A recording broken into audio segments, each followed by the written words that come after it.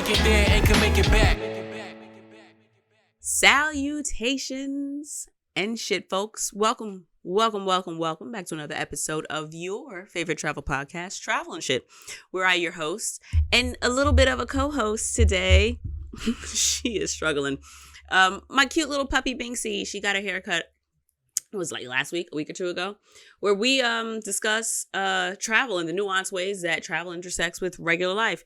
I just wanted Binksy to come on and say hi because y'all haven't seen your little furry niece in a while, and now her daddy about to take her out. All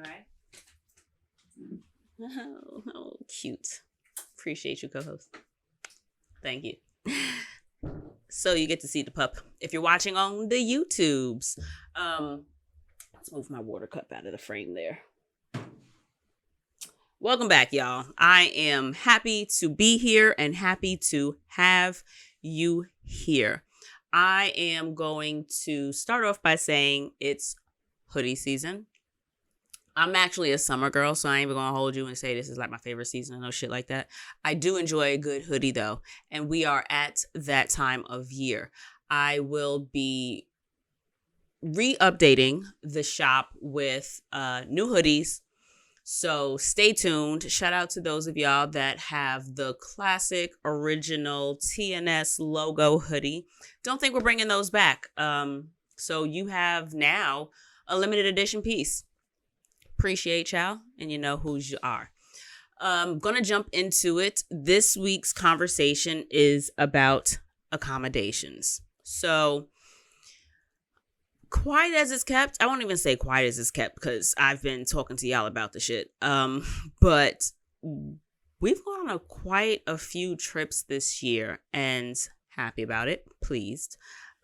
This next and very, very, very likely to be last trip of the year is actually going to be a road trip. Sidebar, it's pouring outside. I don't know if you guys hear that in the background, but if you do hear some kind of steady weirdness going on in the back, it's raining. But we're going on what will probably be our last trip of the year. We're going on a road trip to celebrate the union of my college roommate, Mary, and her soon-to-be husband, Justin. So very excited to see her and her family and hopefully some mutual friends, but very excited also to meet the new boo. And hey, Mary, congratulations on your wedding, girl. See you next week. But we're going on a road trip because it just made more sense. The flights were wild cheap. Round trip, the two of us could have gotten there, I want to say probably for less than $400. I also have JetBlue credits and he's got Delta credits. So we could have gone there almost for free, right? However, after spending almost $1,000, and by almost $1,000, I spent $900 at that counter in Dallas for the rental. There was no way I was doing that the fuck again. I didn't want to spend another plane ticket round trip just on a rental car. And everything is ridiculously far from the airport in North Carolina. So it just made more sense to drive. And we will be, making a couple stops along the way, just visiting different states that I haven't visited in a while. Well, not in a while, but ever. So I've never been to Ohio. That's one of our stops. And I have never been to Pittsburgh, but I've been to Pennsylvania plenty of times. Notably, I won't say our last road trip, but one of our road trips that we took this year was to Philly, and it was a great fucking trip. But we'll be in Pittsburgh also, and I've never been there. I'm excited about that because it's supposed to be a foodie town, and boyfriend is very much so a foodie. I wouldn't consider or classify myself as a foodie because I don't necessarily know much about the foods that I eat. I'm just willing to try new shit. And he, on the other hand, has a list of global destinations based on restaurants. Like, he's got a list of places around the world that he wants to eat at because he actually knows what he's talking about when he talks about foods and shit. I live a great life. He's an incredible cook as well. Doesn't just consume the foods. That being said, we will be, I was going to say onboarding, but that's not the correct word. We will be undertaking, I guess, a road trip. And I am quite excited, except for the driving part. I hate driving. We both have licenses. We're both drivers. I just don't enjoy it. He doesn't mind it. But it's coming up. And whether it be a road trip or a flight, what always brings me the most stress are accommodations. I haven't even booked all of our Airbnbs / hotels for the trip, and we're leaving in like 4 days. Not even 4 days. What is today? I'm recording this on a Tuesday. We leave Friday.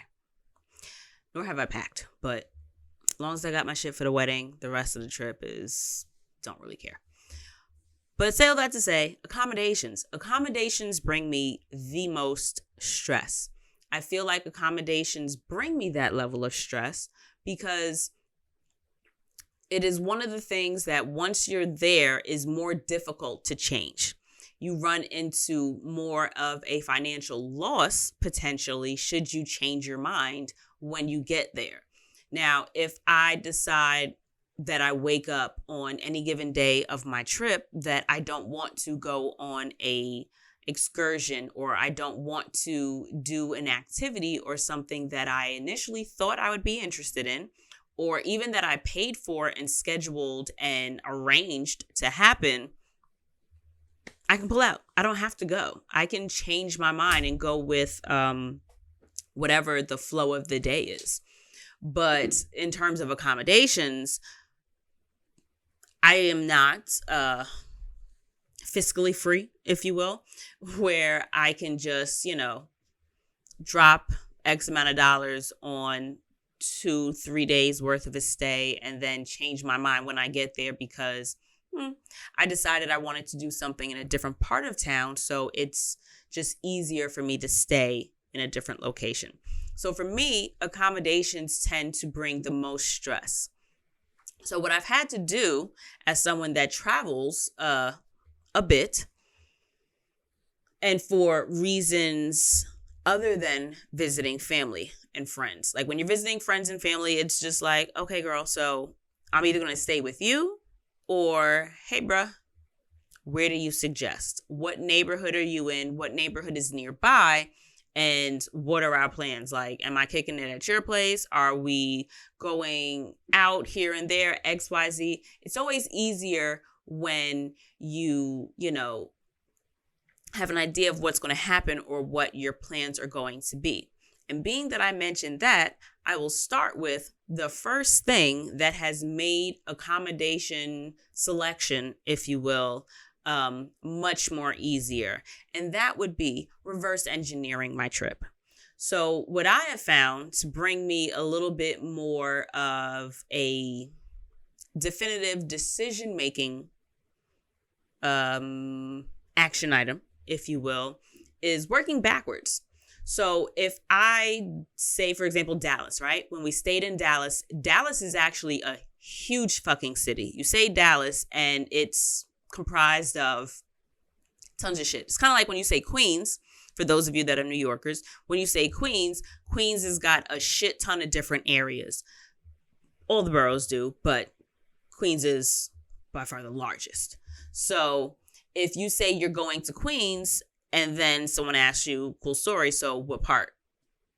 Because, Kew Gardens is 10 minutes, give or take, depending on the day and the traffic from, where I may be.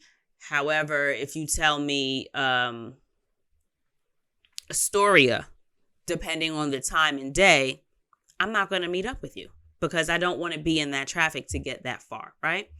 So I like to figure out what it is that I want to do while I'm in an area. If I know that walkability is high on my list of priorities, then I will absolutely choose a spot that is in downtown or a spot that is nearby something that I'm doing. For example, I'm going to North Carolina for a wedding. The wedding happens to be in Winston-Salem. So as large as North Carolina fucking is, and as beautiful as some of the accommodations may be in Charlotte or Pinehurst or, Aberdeen, that's not doing me any fucking favors because I've got to be in Winston-Salem. So I know that the majority of my stay is going to revolve around that activity. So it is much easier for me to choose a location because I know what my primary focus or what my primary reason for being in the area is. And outside of something like a wedding or a work event or like a family function, whether it be, a reunion, a funeral, a birthday, a retirement, or just visiting family, it benefits me when I know what I am intending to do while I'm in the area. So let's say, for example, a past trip that we did was Hartford. When we were in Connecticut, I absolutely knew that we were going to visit the Ebony Horsewomen Incorporated location. We were absolutely going to do horseback riding. So it made sense for us to find accommodations that were in that area and figure it out from there. Can I walk to the location, or can I take an inexpensive Uber, or can I drive myself there? If I know that I'm going someplace to visit a fucking vineyard or I'm doing a beer tour or something, I absolutely want to stay at a location that is either going to be walkable or a really inexpensive Uber so that I don't have to drive my drunk ass back to where I'm going or spend $70 on, a hour long, or depending on where you're at, 20-minute long drive. Really depends. We all know that Uber be wildin' sometimes. That surcharging shit is nuts. But those are things to consider when it comes to booking an Airbnb. And those types of that consideration in particular has absolutely made choosing a location to stay so much easier for me. So I tend to start from, what the fuck am I doing when I get there? If I am just relaxing, if I know that there's really nothing that I'm beholden to, it doesn't really matter one way or another, as long as I get something decent to eat and I can, have a decent view. Okay, easy. What's the cheapest? But if I know that I'm going for something in particular, or if I know that, I really want to just walk around the city and get a feel for what people love about this neighborhood, then yeah, I'm going to choose an accommodation that is in the area that I want to be in, or that is reasonably inexpensive for me to get to. I learned my lesson the hard way. Many of you that have, listened to the podcast in the past know about my trip to Barcelona. So as beautiful as my view was and as nice as my accommodations were, shout out to that mini bar with like $1 and $2 beers. It ended up being the worst fucking option because I was a $70 to $90 Uber ride away from the area of the city that I wanted to see. I stayed in La Gagria. Not sure if I'm pronouncing that right, but I was about an hour outside of city center in Barcelona. Now, if I had a rental or if I was with a group of friends and we were splitting the cost of going to the city, or if we were splitting the rental fee, or if one of them had a car for some reason and they were from the area, that'd be a different story. But being an hour from where it is I intend to spend the most amount of time ended up being too expensive for me to actually enjoy. So I learned the hard way that it pays to spend a little bit more and stay in the space that you intend to enjoy most of your time. I ended up spending, I went to and from the airport, so let's just round that up to 90 that way. And then I ended up going to and from the city center, and that was for a bus trip that I had booked. I booked a 3-country, not even city, but I booked a 3-country day trip that picked us up in the city center of Barcelona. So I absolutely wasn't going to miss that. So I ended up having to take a taxi there, well, an Uber, there and back. That ran me about $75 each way. So 75 and 75 is what? 150 plus a 99 is 180. So that's like $330. I spent almost $350. Check my math, don't check my math, what it is. Either way, I spent over $300 fucking dollars just in fucking Ubers, where I could have spent an extra maybe $100, maybe an extra $150 just to stay at an accommodation that was in the city center, and spent $100 just in buying shit that I wanted, and come out with, more of an experience and appreciation for what I actually went to the area for. So work backwards. What is it that you want to do when you get there? The next thing that I've used to make choosing an accommodation so much easier is writing a fucking list. For me, having measurable metrics makes something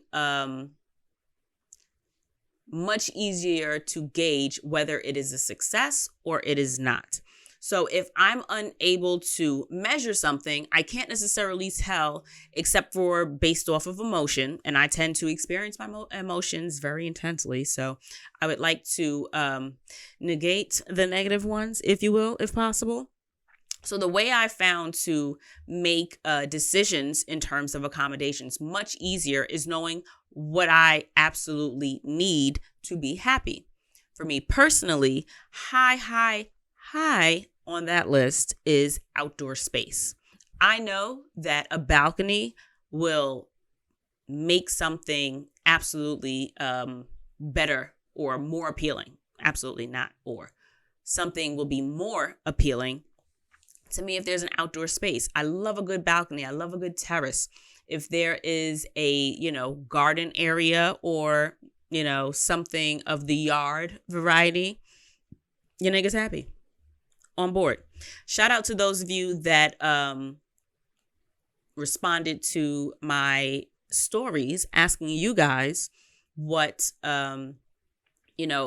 things about an Airbnb or a hotel make or break your stay. The two names that come to mind first are Lady Carr and...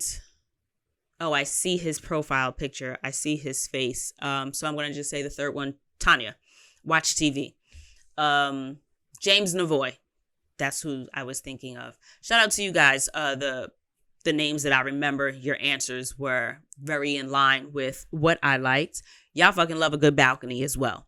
A balcony is absolutely an easy sell for me. I like having my coffee outside.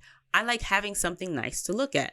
I don't exactly do cold weather destinations. So for the most part, wherever the fuck I go, I'll be able to enjoy the outside.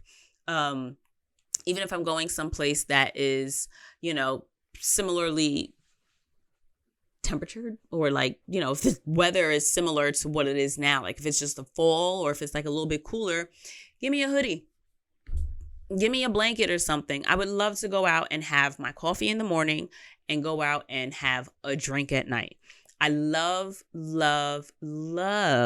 being able to watch the stars from my accommodation. I don't want to be that weirdo that's standing out on a foreign ass street just looking up at the sky because I can see more stars out here. I'd rather do that from the privacy, if you will, of my own, air quotes here, balcony, or from, private yard space, so that I'm, able to comfortably and safely enjoy the celestial view and not worry about, what's going on around me and who's walking up to me and what's going on in that aspect.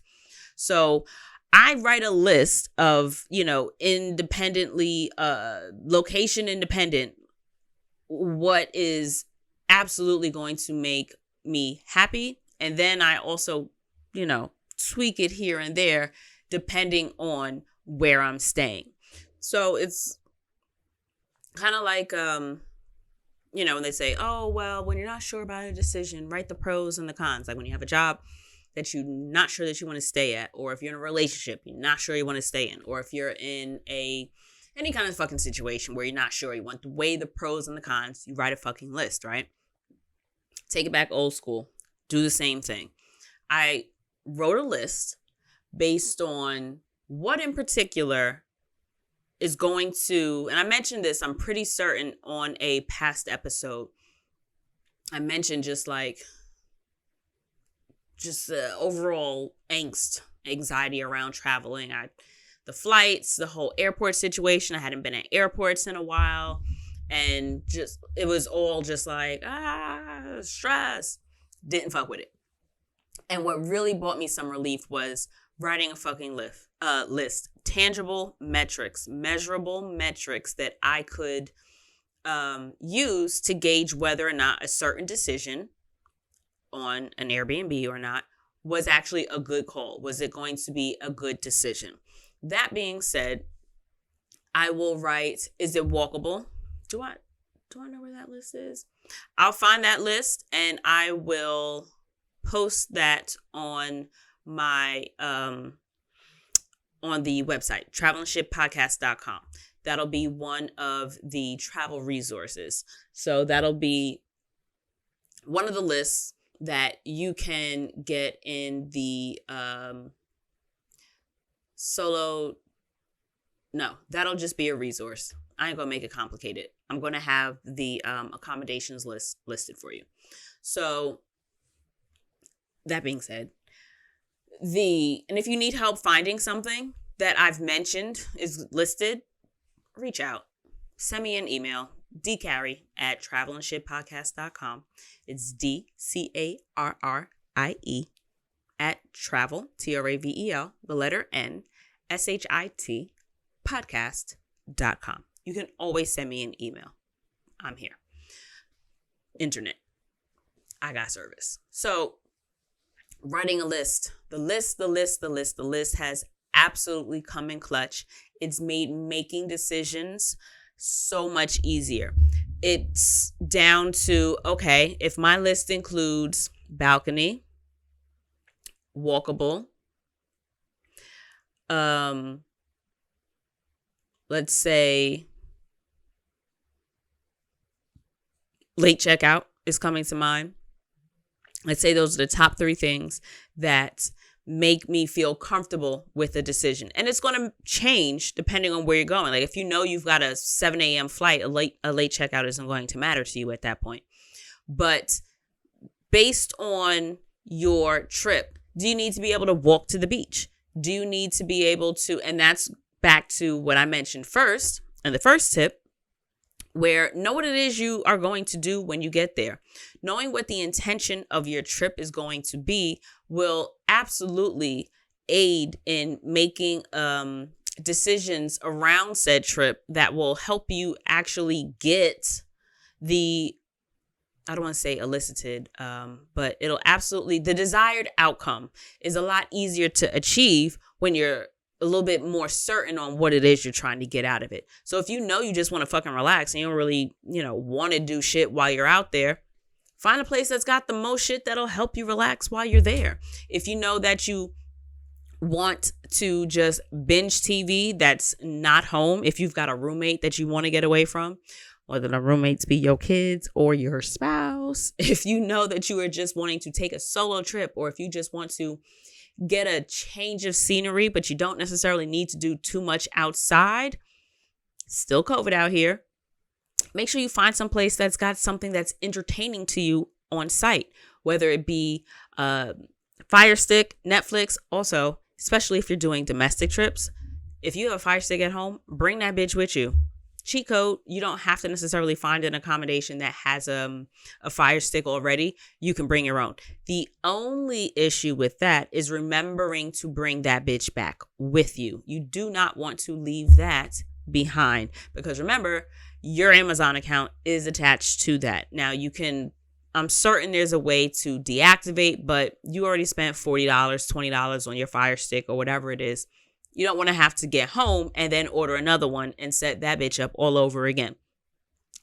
Don't bother doing that to yourself. So if you're going to bring yours, remember to bring it back. I am so pissed because about maybe 2 years ago, I found myself cleaning up, and this happens all the fucking time. And this is another reason why I hate getting rid of shit. I threw out a perfectly good Chromecast, and I was just like, when the fuck do I ever use this? I haven't used it, touched it in 7 years, 10 years? I don't know. It'd been, actually probably closer to the 10-year mark. Like I had not used it in a super long time. So I'm like, all right, well, I'll use it, throw it out. I could have brought that with me to any number of accommodations and just Chromecast or screen shared or whatever the fuck was on my phone to the television. And it could have just stayed in my travel bag or whatever, so that it's not something that I need to use again. So if you're going through old electronics, or because I used to have a bag of like cords and wires and shit that I didn't use but might need in the future. If you're going through that bag, hold on to that Chromecast that you ain't using at the crib and save it for your travels. This way you can, have that luxury of streaming shit that you've saved on your phone to the screen, to the television. But a list absolutely helps. Determine what it is will make not just a trip, but what will make your visit actually enjoyable. Once you've established measurable metrics of things that'll make an accommodation a good choice or a bad choice, it becomes so much easier to go through the list of 300 plus different places that you have to stay, especially when it comes to Airbnb. Hotels is a little bit easier to sort through to me because price. Y'all all basically have the same shit. I ain't gonna use the gym. I have, moderate interest in whether or not you got room service. But what else do hotels generally have? I'm not interested in your continental breakfast for the most part, because give me hot food. Also, I'm not that big into breakfast. Like if you've got a breakfast and it's not continental, like if I can get some scrambled eggs, if I get an omelet, some pancakes, we're talking a whole different ballpark right here with those shits. But, not really that overly complicated for me to choose a hotel, give or take. And I'll get into more about hotels in a second, but a list. So third tip in terms of choosing accommodations, read the fucking reviews. D. Carey, will not book an accommodation that does not have more than at least 4 or 5 reviews. And those reviews need to be current. I don't want reviews from 6 months ago. I don't even really honestly want reviews from 6 weeks ago. I would prefer reviews from 6 days ago, because those conditions are likely still the same. And if they are not, you also have the option, especially with Airbnb, with following up with the host. You can send a message to the host and ask them, hey, I saw in one of the reviews, someone mentioned that, the bathroom was really moldy. It was from about, 6 months ago. I haven't seen any other comments about it, and I didn't see you responding that has been taken care of. Is that still an issue? I've got asthma, or, mold really skeeves me out in particular. Whatever the fuck your reasoning wants to be to ask about whatever in particular you are questioning, you can send your host a message. Also, knowing what things actually matter to you, which is my next point on this list of notes that I have here for you, is of absolute noteworthy consideration. So if you know that a comfortable bed, because at this bigly age of 36, beds matter. Sleep wrong, and I don't want to wake up with, I don't want to say a stiff neck, because stiff ain't the word. Sometimes if I sleep wrong, or if I don't have a particularly restful sleep, my neck will be like that whole can't do a full, like someone calls your name and you do a complete 360 as opposed to just looking for the person, looking in the direction of the person. So at this stage in the game, a comfortable bed matters. Now, it is absolutely up to me, the same way it's up to you, whether or not that is going to make or break your decision. I know sometimes, I want to say one of the last places that we stayed, beautiful accommodations, right? But the bed was wildly uncomfortable. And I remember seeing one review that was just like, the bed was trash. Worst bed I've ever slept on. But all the other reviews were great. And also consider that, one, your clean isn't everybody else's clean. Your idea of comfortable isn't everybody else's idea of comfortable. And your idea of fancy isn't everybody else's idea of fancy. So whether it be a higher or lower ordeal, just realize, subjective. Not all things are objective. Many things are subjective. Consider also, depending on where you're staying, what is typically normal. For example, I'm of the persuasion and of the demographic that uses washcloths, but not every fucking country believes in washcloths. So if I'm staying at an Airbnb that does not have washcloths, I don't take it fucking personal. I always bring my own because I realize that not everybody has those same practices. But I always notice when an accommodation does have that little piece of, I don't know why ambiance was in my mind, but that's not an appropriate word for there. There's a word. It's not accommodation. I can't think of it right now, and I'm not going to spend 5 minutes thinking of it. But there are certain things that, are really going to determine for you individually, me individually, you and you and you individually. Like everybody's, wheelhouse is a little bit different. So your idea of ritzy and flashy and, consider also, where are you staying? Is this a developing country?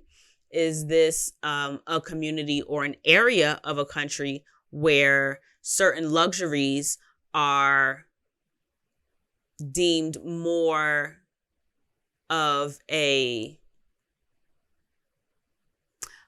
let me rephrase that. Is this an area where certain, perks isn't the word I'm looking for. Is this an area where certain things are considered a luxury and not a necessity? So, do you want running water? Of course the fuck you do. Do you want steady flowing electricity? Of course the fuck you do.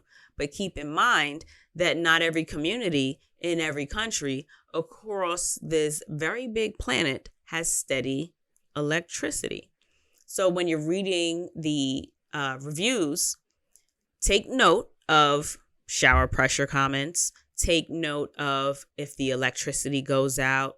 Take note if you're working abroad or if you need access to Wi-Fi for any reason, whether you're checking with family, friends, kids, or anything while you're abroad. Do you necessarily need a particularly decent Wi-Fi connectivity so that you can achieve that level of communication that you want? There are certain things that for us are basic needs, but we don't necessarily realize that in a lot of communities and a lot of areas, they're luxuries. They're not a normal part of life. So keep that in mind when you're booking your accommodations. You may not be best suited for an Airbnb in an area that, has a difficult time providing water pressure that you are comfortable with for everybody in an apartment building. But a hotel may be constructed with that in mind. So little things like that are some things that you want to look out for in the reviews before you book an Airbnb or a hotel. I almost fucked us up and booked a hotel that had the absolute worst fucking reviews. Like the first 15 reviews were all like, y'all, we didn't even stay. We left. Or we got in. It was like 1 o'clock in the morning. So someplace else wasn't an option. And I hated myself for it. It was disgusting. It was gross. It was unsafe. Almost did it, but I read the reviews. And also, something may be star rated, if you will, relatively low, but when you read the recent reviews, you realize, okay, well, actually, this was fixed, or this didn't seem to be an issue at all. So, read the reviews. The reviews will absolutely keep you abreast of what new changes have been put in effect, or, what still needs to be improved. And you can also always email or, message the host. So, reviews. What was the next thing I had here? So those were like the three things that have absolutely made making accommodation choices so much easier. A list, reverse engineering, and reading the fucking reviews. Once I've knocked those three things out the way, at that point, it's just go with fucking God. Just fucking go with the shit. At that point, it is absolutely make the best out of the trip. Go back. If necessary, you go the fuck back. If you find that you get there and there's something that you missed out on, now you have a reason to go back. But it does you such a disservice, and it does you no good to sit and, beat yourself up about choosing something that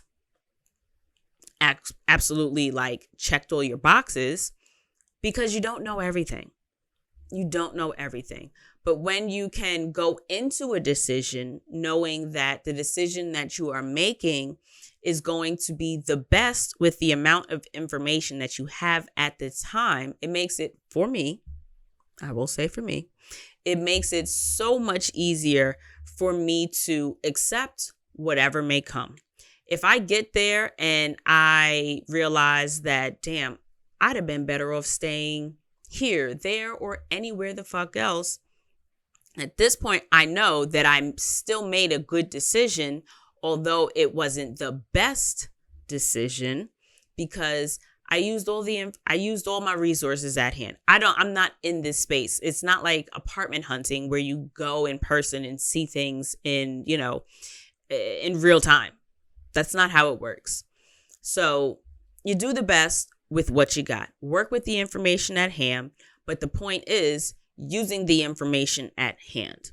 So once you get there, make the best of everything. If you realize that you're further away from an attraction that is of interest to you, figure out if you can do the same thing closer, or figure out if you can find a very cost-effective way to get to said excursion or activity that you're interested in that you didn't even know was an option. Like sometimes you get to a destination and you realize that, oh my gosh, there's this local community event and it is absolutely up my alley and I really want to fucking go. But if it's going to cost you, $100 in an Uber round trip there and back, you have to kind of gauge, is this excursion worth whatever I'm going to pay for the excursion, and then $100 extra in commuting on the trip. Consider maybe I take a train, maybe I take a bus, or maybe my host knows someone that's going and can link me with a ride share that isn't necessarily an Uber, a Lyft, or, some variation of whatever, ride sharing app is available in that destination. So make the best out of what the fuck you fucking got. Like it's not everything is going to be a 100% success, 12 out of 10, highly recommend. But you do the best with what you have once you're there. If you booked an accommodation that has a balcony because you love a good fucking balcony, but it turns out that all the stuff is walkable, is really nothing up to what you are, accustomed to, or nothing that you're interested in, then you milk the fuck out of that balcony. You decided to choose a spot that had a balcony, so use the balcony. You go out there, have your meals, do some really good FaceTimes with your friends. Also, consider if it's a very different or interesting climate, even if it's a very dull and drum regular environment. Every once in a while, I try to FaceTime one or two. Well, I won't say one or two. I'll try to FaceTime somebody's baby. I know I was in Colombia for one, and I FaceTimed my goddaughter so she could see how Colombia looked a lot like a lot of the places that we see here in the United States. The world is accessible. It doesn't have to be this huge mystery to kids. If you take the, I don't know why gumption was the first word that came to mind. If you take the initiative to reach out to the babies in your life, your little nieces, nephews, and your cousins and friends of, friends and kids, just find the babies in your life that you fucking care about, that you have the wherewithal to have a conversation with. Give them a call, give them a FaceTime when you're someplace new so that they can see how similar it is to where they live or how different and beautiful it is. This way they are, not completely, in the dark about what travel can absolutely bring into their lives as well. What was the next thing that I had?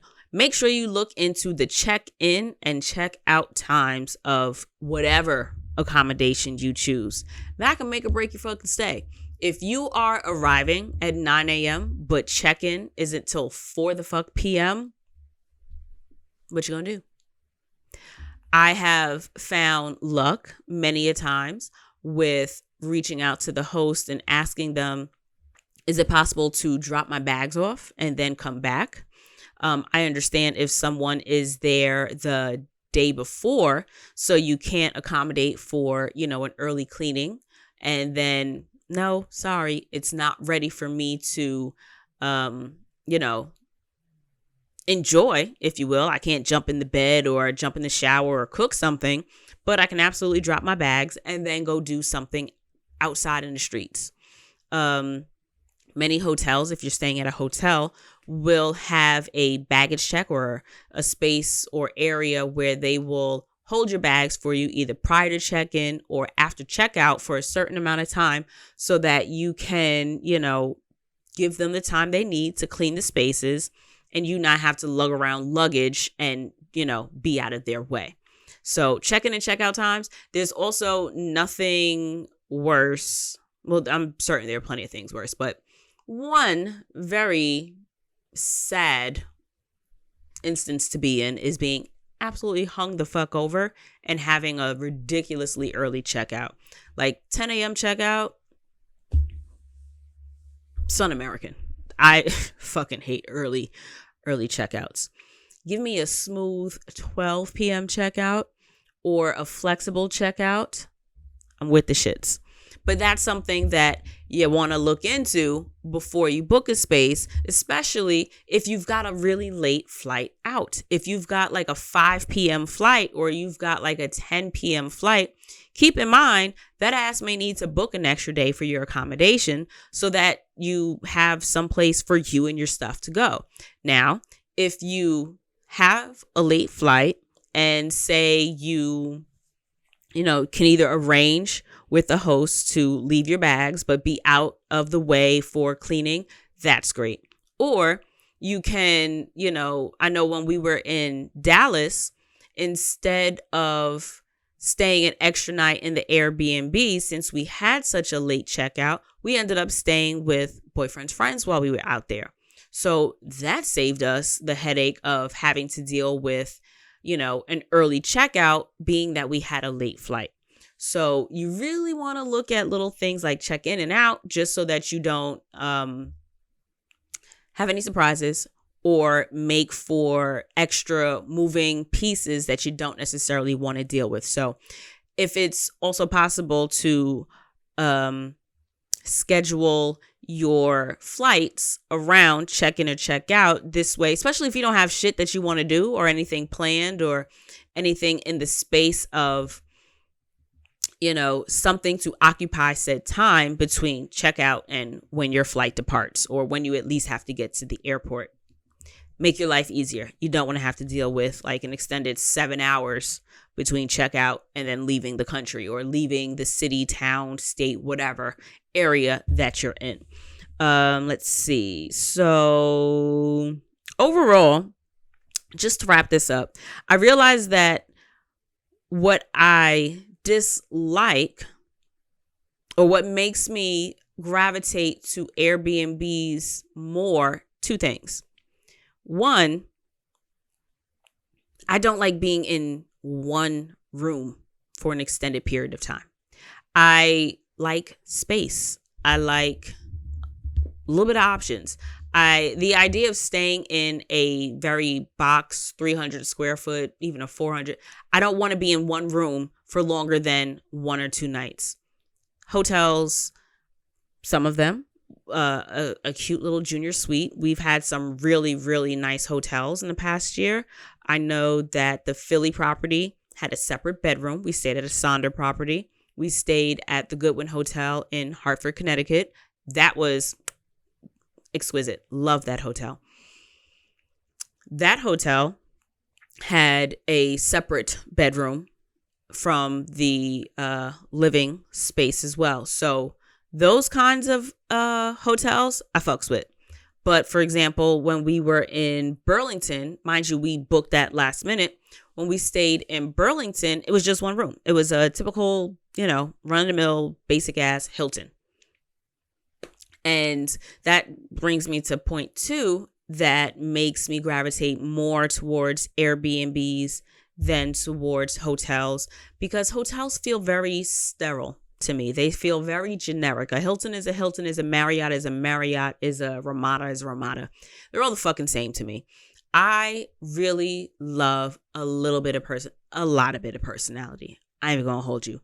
Give me something quirky. Give me appeal. I don't like the very nondescript art on the wall.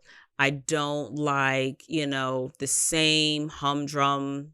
The layouts are all the same. You walk in the room, there's your bed, the bathroom is to the left or the right, and a window or two. I mean, it is what it is. They absolutely meet the function. They do what they're supposed to do.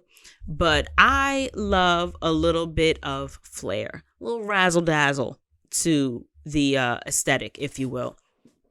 Give me a really nicely designed home. Give me somebody's house. Someone cared enough to decorate it. Someone's got, curtains that match an accent color in the pillows that are on the couch that matches a particular design in the rug that is now accented by candle holders on the, what do you call this? Maybe like a bookcase that matches, a wicker chair or something. I don't fucking know. I'm, rabbit holing here. But the point is that Airbnbs have personality. If you haven't noticed, I'm a motherfucker with a lot of personality. So it follows that I like some personality in my accommodations. If I'm spending money on something, I want it to be an experience. I am an experienced girl, and I want to feel as if the money that I'm spending, because I worked for said money, a full-time job that I'm absolutely not in the fuck love with, I would like for the money that I broke my neck to make to actually really, not gonna hold you, bring me joy. Just a thought. And for me, I get joy in staying in spaces that elicit a level of ambiance. Shout out to my mom. She actually replied. And oddly, I am a bit surprised, oddly enough. So she did it wrong on one post and did it right on another. My mama messaged me. Hey, girl. You DM'd one response, and then you answered the sticker that I posted in my stories on another one. So you're getting there. I see the growth. Proud of you. But yes, ambiance matters. Give me a feel. Give me experience. I could have stayed, I won't even say I could have stayed at a hostel, because hostels generally have a fucking feel. There is ambiance to a hostel. Any of the hostels that I have stayed at have made it their business to, add a little bit more, give something, giving what it's supposed to have gave. You know what I'm saying? Like, it's there. Give me something. And I get that in my experience from an Airbnb. Not to say that there are Airbnbs that are very dry and have no personality, but the point is you get to choose the accommodations or the lodgings that fit whatever personality you're going for. Whatever tone, the mood, the ambiance, the feel you're going for, you get to match that and meet that with your choice of accommodations. Versus if you're staying at a hotel, now granted, if you've got loyalty points or if you got a special hookup or a discount or something, that by all means, sis, bruh, cuz, however you identify, stay where the dollar makes the most sense, because there's that on that. But I don't have any loyalty programs that I am loyal to. I wish actually, if Airbnb wanted to have a loyalty program, I'd benefit immensely. Just saying. But yeah, so you definitely want to stay someplace because you're spending money on it that speaks to your personality. And for me, as a motherfucker with quite a bit of personality, I like my space to have personality as well, especially considering this is a vacation spot. This is a place of respite. This is a place where I am going to lay my burdens down and try to pick up a new lease on energy and life and, a little bit of fucking joy. So I like to book accommodations that elicit such. What was the next thing that I had on here?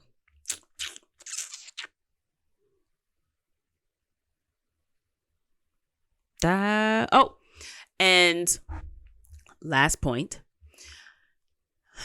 there are certain touches that I think you will only get with an Airbnb, because Airbnbs, in my experience, in my opinion, are more inclined to also be more easy to personalize.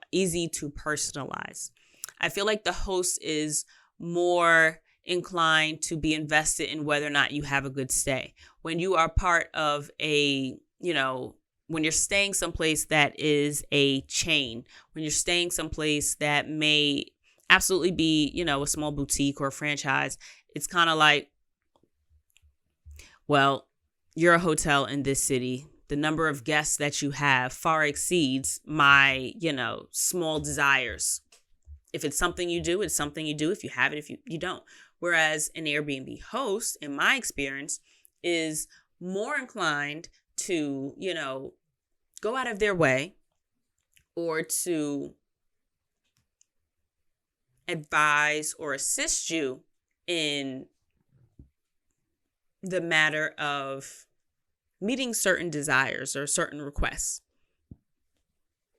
I reflect back on Puerto Rico, where my host was able to have her co-host help set up, well, not even help set up, he basically did the setup for me.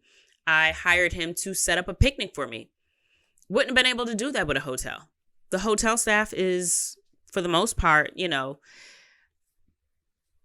what's the word? Not complicit, they're restricted to their building. I highly doubt that they would be able to, let alone available to, arrange for something as personal as an anniversary picnic. So in my experience, my personal experience with accommodations is that Airbnb hosts are very quick to respond when there is a problem or a concern or a question or a suggestion that I need. I can always message that host and get something back. Sometimes you call front desk and they're just like, yeah, nah, we're not doing glasses during COVID. That was absolutely the response that I got from the hotel that we stayed at, not the Airbnb, but the hotel that we stayed at in Vermont. We extended our trip. We had a beautiful, beautiful, beautiful cabin I want to say we were in Johnson, Vermont, and that was perfection. But we ended up extending that trip by a day and spent an extra night in Burlington and we bought our wine, and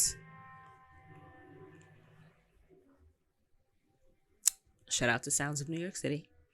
We bought our wine, but I, called the front desk asking for glasses because I didn't want to drink out of a paper cup. And unfortunately, during COVID, they weren't doing cutlery or glasses.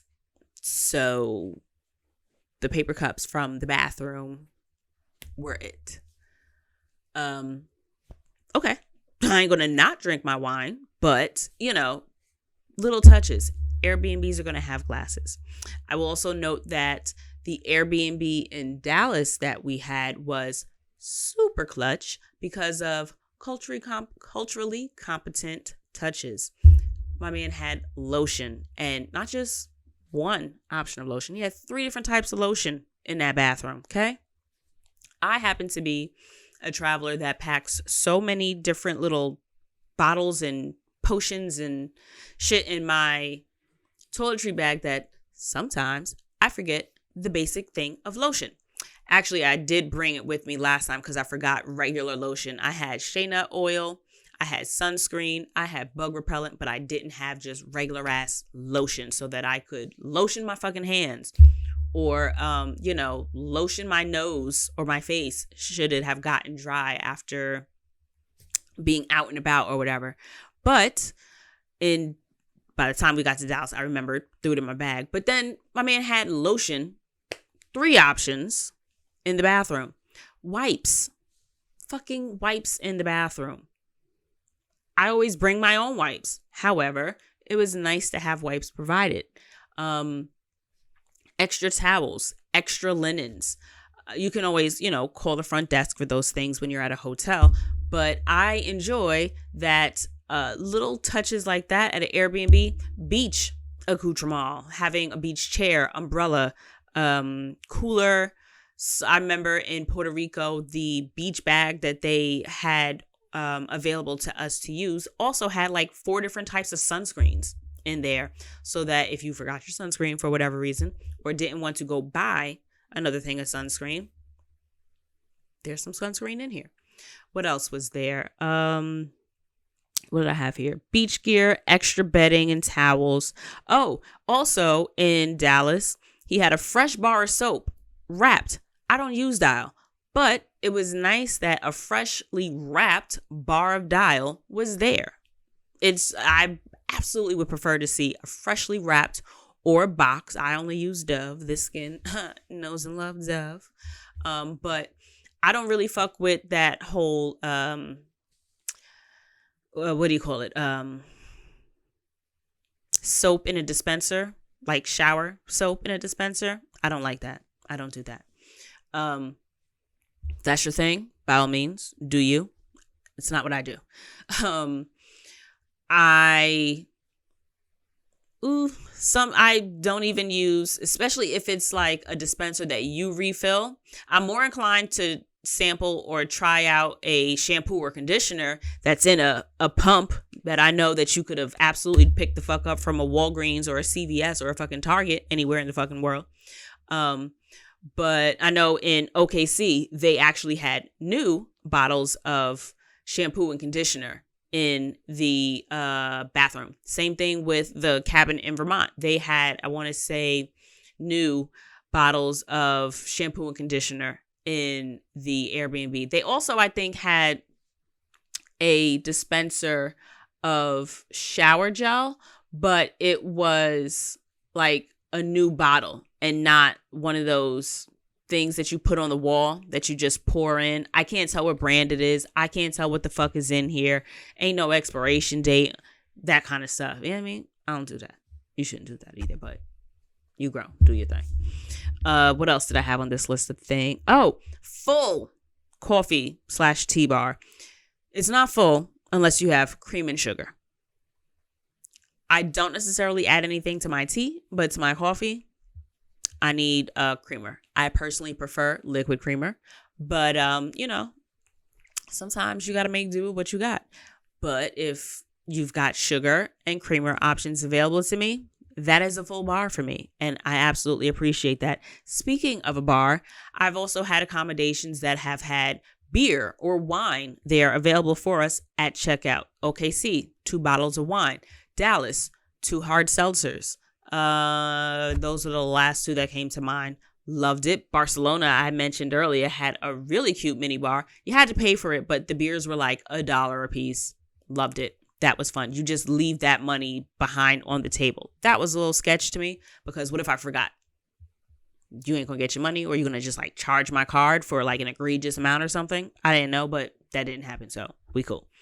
I love when an Airbnb has wine glasses. Seasoning in the fucking cabinets. Leave me a bottle of hot sauce. Make sure there's coffee available to me in the cabinets. Bags of chips, not even like, the bags that I gotta put my hand in, but like the small little party, the little 25-cent bag of chips. If you so happen to remember when chips were 25 cents a bag, you get where I'm going. The personal size chips is what I'm saying. Like little touches like that. Absolutely. Even at the end of the list, I have Fire Stick or Smart TV. Don't even have me log in. I appreciate when there's one that's already there signed in for me, because sometimes, you're in a rush to check out on time and you forget to log out of whatever you logged into on these people's Fire Stick, and you just hope that nobody like buys no wild shit on your account should you forget. Yeah, so for the most part, that's it. As a wrap up, read the fucking reviews. Write a fucking list. And reverse the fuck engineer. Work backwards, figure out what you want to do while you're in a neighborhood, or figure out what you want to do while you're in an area, and then choose a neighborhood. This was absolutely supposed to be a short episode. Turns out we're at our normal hour or so length. But accommodations don't have to bring you stress. But because I can't be the only person that is stressed by choosing an accommodation, hopefully those tips will make your decision-making process a little bit easier. That being said, don't forget, and hopefully this will be the most clutch reminder and I guess red flag, since that's the theme on the socials right now, of making this trip the absolute best trip that it can be, is remembering that travel, you're filling it in here, travel is more than vacation. If you pick the wrong spot, how is it the wrong spot? If you're not watching, I'm doing the listening ear cup around, I'm doing the cup around the ear here. It becomes the wrong spot because you don't have a good time. If you do your best to work with what you have, to be present where you are, and to learn from every experience, it doesn't have to be a bad call. It doesn't have to have been a bad decision. Barring anything like really life-threatening or something that puts your safety in question or really like brings your comfort levels, whether that be due to stress, anxiety, depression, whatever, outside of those situations, make the best out of what you can. Vacation absolutely should not be solely focused or dependent on your location. You are the sauce. Remember, you are the fucking secret sauce. You bring the magic. So if you tell yourself you're going to have a bomb ass time, have a bomb ass fucking time. Whether or not you have to maybe take not necessarily the most expensive Uber to the area that you really wanted to go to, but maybe split the difference. Go someplace that, all right, well, I don't mind spending $20 on an Uber. So where can I go for $20? Let's look at a fucking map, or let's Google something that's relatively nearby that I can do. Or you know what? This spot is really not as nice as it looked in the pictures. It's not giving me what it was supposed to give. But you know what? The neighborhood is actually really nice. Or how about I just don't spend that much time inside? Are my belongings safe? Am I safe when I sleep? As long as my safety is met, I can make the best out of anything. I will be the fuck outside because guess what? I didn't either spend my time to get here, nor did I spend my good hard-earned dollars to get and pay for this trip in general to just be bummed that, I should have stayed someplace else. Make the most out of what you can because you are the sauce that makes your trip beneficial. Check in with yourself. How can you grow in that space? What can you bring back with you that will make the you at home more aligned with the you that you see as your best self? So check in on every trip, not just with your accommodations, but with yourself, folks. All right, so my crab legs are here, fucking hungry, and I really think this was a pretty good episode. You tell me. All right, guys, see y'all next fucking week. Bye.